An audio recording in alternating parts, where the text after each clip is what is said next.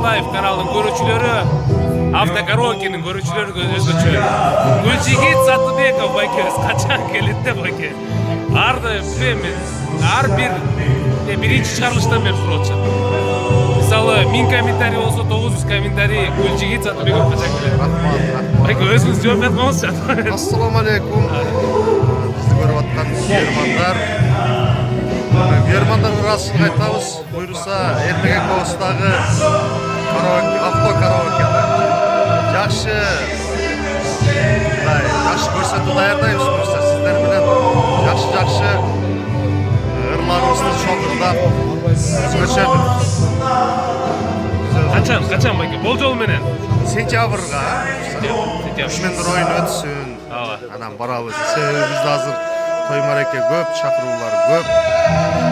Достор, Кечирим сурайбыз көрөрмандардан.